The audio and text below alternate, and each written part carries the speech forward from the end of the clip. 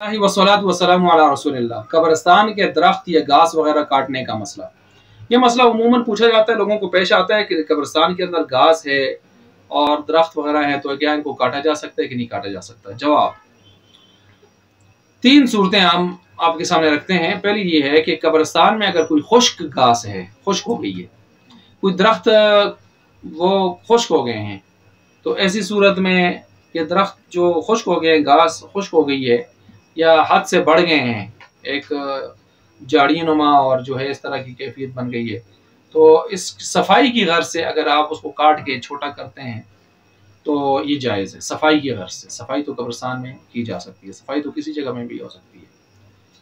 तो दूसरी सूरत ये है कि अगर आप सब्ज घास है या दरख्त हैं, तो ऐसी सूरत में उनको बिला ज़रूरत वैसे काटना शौक़ से, इसको मकरूह कहा गया है, शौक़ से। और उसकी वजह ये बताई गई है कि अहले कबूर के लिए, यानी कब्र वालों के लिए ये जो है तस्बीह करते हैं ये सब्ज़ पौधे या घास पर। लेकिन कुरान करीम की आयत तो कहती है व इम मिन शैइन इल्ला युसब्बिहु बिहम्दिही वलाकिन ला तफ़क़हूना तस्बीहहुम, कि कायनात की हर चीज़, चाहे खुश्क है, तर है, कोई भी है, रत्ब याबिस, हर चीज़ अल्लाह की तस्बीह बयान करती है। तो इसमें खुश्क और तर होने का क्या फ़र्क किया गया है इस हवाले से। तो बहरहाल ये एक वजह बताई गई है इस हवाले से। तो कायनात की कोई भी चीज़ चाहे खुश्क हो, वो भी तस्बीह बयान करती है। तो बहरहाल इसमें मोतदिल सी बात यही होगी कि सफाई के लिए आप सब्ज़ा हो या खुश्क हो, ज़्यादा इसमें शिद्दत इख्तियार नहीं करनी चाहिए। सफाई के लिए जब वो बढ़ गए हों तो सब्ज़ भी तो बढ़ सकते हैं ना, घास हाथ से गुजर सकता है, बढ़ सकता है, झाड़ियाँ ज़्यादा हो सकती हैं, तो सफाई की गरज से काटे जाने की इजाज़त होनी चाहिए इस हवाले से।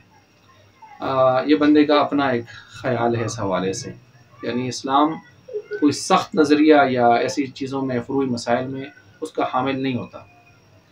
नंबर 3, अगर किसी ने दरख्त काट लिए तो काटे हुए दरख्त, इनकी तरतीब क्या होगी, तो इनका क्या किया जाएगा। तो जवाब ये है कि अगर ये दरख्त उसके ज़ाती कब्रिस्तान है, उसने वक्फ नहीं किया हुआ, कोई शामिलात नहीं है मुश्तरका, तो फिर ये मालिक को इख्तियार हासिल है पूरा कि उसकी मिल्कियत में है, चाहे तो वो खुद घर ले जाए, चलाए, काटे, कोई चीज़ बनाए, जहाँ जिस तरह तसर्रुफ करे, सर्फ करे, उसके लिए पूरी इजाज़त है, मालिक है वो।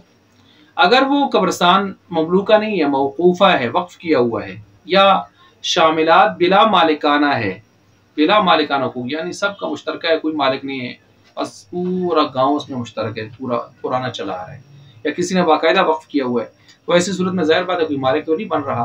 तो अब इसकी जो दरख्त घास, उसकी कीमत शीमत जो भी आएगी, तो उसको खुद इस कब्रिस्तान पर भी लगाया जा सकता है, उसकी बाउंड्री वगैरह बनाना, या और जगह खरीदना, या दूसरे कब्रिस्तान पर लगा देना वहाँ ज़रूरत हो, या मस्जिद पर, मदरसा पर लगाना, या किसी फ़कीर मिस्कीन उसकी तजहीज़ व तकफ़ीन वगैरह पर लगाना।